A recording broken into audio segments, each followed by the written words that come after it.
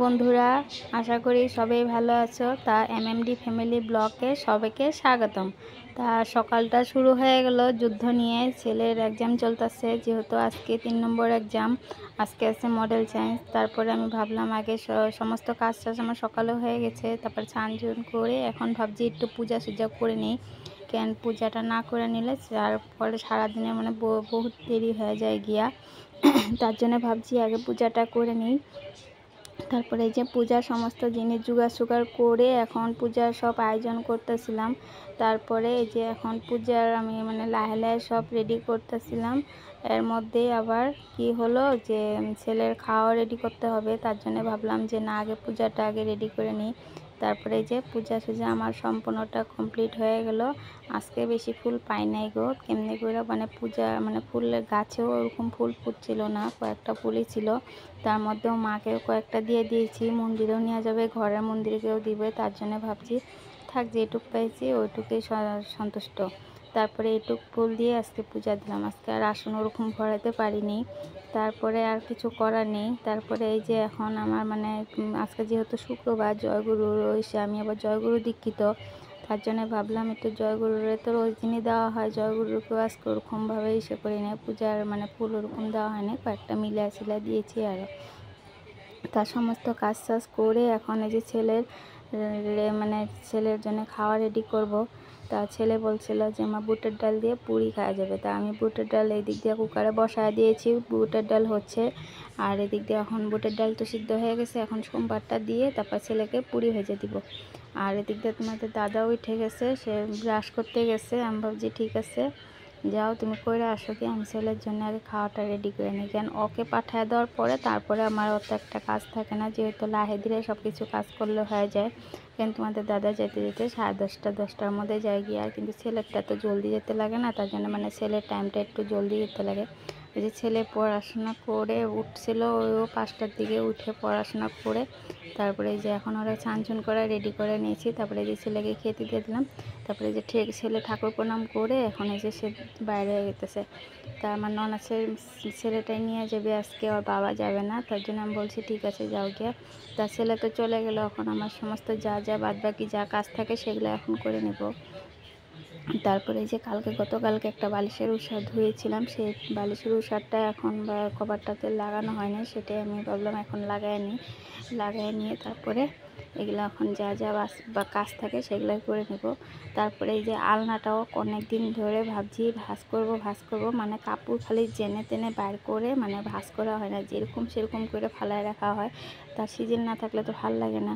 তার জন্য ভাবছি যে আলনাটা একটু গুছিয়ে নিই সুন্দর করে। তারপরে এই যে আলনার এখন সমস্ত কাপড় চাপড় সব একবারে বাইর করে নিয়ে একটা করে সব আলনার কাপড়গুলো গুছিয়ে নিতেছে। আর এই যেগুলো তো ঠান্ডার দিনে লাগবেই, আর কদিন পরে ঠান্ডা এসে পড়বে, বেশি দিন নাই।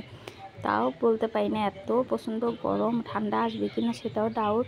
তাই যে আমার রান্না পুরো কমপ্লিট গুছানো হয়ে গেলো। আর এরকম গুছানো থাকলে দেখতেও তো কি ভাল লাগে না, কিন্তু এই যে একটা বাইর করবে, একটা ঢুকিয়ে দেবে, এরকম করে অবস্থা থাকে।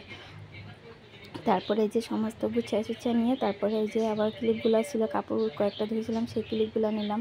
তা ঠাকুর ঘরে প্রসাদটা নামায় নিয়ে এই যে ঠাকুরের বাসনটা আমি ধুয়ে নিচ্ছি। কেন এরকম করে রাখি না, আমি ধুয়ে খালি জল দিয়ে এমনি কলায় নিই, পরে তারপর দিন আবার মাইজে পূজা দিয়ে দিই।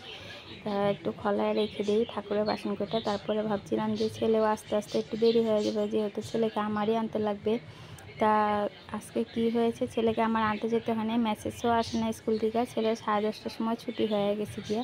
তারপরে আমার পাড়াপড়শি একজন আসছিলো, তা সে নিয়ে আসছে, আমি ওইটা প্রবলেম নেই, তার প্রবলেম হয়ে গেলো, টেনশন ফ্রি। তারপরে যে আমি ভাবছি একটু এই পূজাও আসতেছে, একটু লাহে ধীরে একটু ঘর সরগুলো ছাপা করতে লাগবে। তা তো রোজ দিনে আছেই ছাপা চুপা, তার মধ্যে ওই যে ঘরে বাচ্চা থাকলে যা হয় সমস্ত জিনিস এখানে ওখানে এলোমেলো করে রেখে দেয়। তারপরে ভাবলাম যে না, র্যাকস্যাকগুলো একটু ছাপা করে ফেলে। আর এই জানলা যেহেতু একটু ছাপা চুপা করলাম, একটু ভাবছি কোনাকানিগুলো ছাপা করে দিই। তারপরে আমাদের ফটোটা ছিল অন্য এক দেওয়ালে, তারপরে ভাবলাম এটা খুলে আমাদের যোনটা মানে বেড আছে বিছনাটা সেটার উপরে মানে ইসে করে রেখে দিই। কেন ওখানে আমার একটা ইসে ছিল, ফটো ছিল, সে ফটোটা পড়ে গেছে, খুলে গেছে মানে আঠাটা। তার জন্য ভাবছি খালি থাকে জায়গাটা, দেখতেও বাজে লাগে। তার জন্য ভাবছি না ওখানটায় ফটোটা লাগাই দিই, আর ছেলের ফটোটা তলে নামায় ড্রেসিং টেবিলে দিয়ে দিব।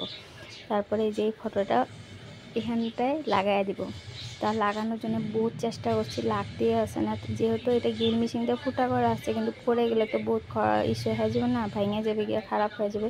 তার জন্য ভাবছি যে না, আমি এটা যেভাবে হোক ঠিক করে নিই। তারপরে এই যে বহুত কিছু চেষ্টা করে তারপরে একটা গুটকা দিয়ে তারপরে এটাতে লাগাই দিয়েছি। কেমন হয়েছে বলবেন, এই জায়গাটায় কি লাগানোটা খারাপ হয়েছে নাকি? এই যে এখানটায় লাগাই দিয়েছি।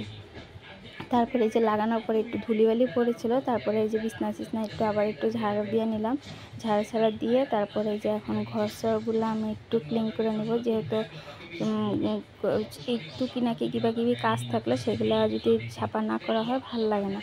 তা তো ছেলের আসার টাইমই হয়ে গেছে কি, এখন আমার রেডি হতে লাগবো। তা তো রেডি হতেই লাগে না, আজকে এসে বললো ছেলে। তারপরে আমার আজকে রান্নারও ওরকম ঝামেলা নেই, যেহেতু আজকে বুটের ডাল বানাইছিলাম যে সকালবেলা, সে বুটের ডাল রয়ে গেছে, আর ডিম আনবো, আমলেট করবো, আর অন্য কিছু করবো না। তা আপনার ছেলে তো এখন এসে পড়লো। আসার পরে বাবা বললো যে বাবার এক পার্টনার এসেছে, তার জন্য 2 কাপ চা নিতে লাগে। ঠিক আছে, আমি বললাম। তাতে আমরা তো লাল চা খাই, দুধ চা খাওয়া হয় না, তার জন্য ভাবলাম 2 কাপ দুধ চাই বানিয়ে দিই। তার মধ্যে আমারও খাওয়া হয়ে যাবে অল্প। তারপরে যে ছেলে আসলো, ছেলেকে বলছি তোর নিজের ড্রেস নিজে গুছায় রাখ জায়গাতে, সব এলোমেলো করে রেখে দিয়েছিল।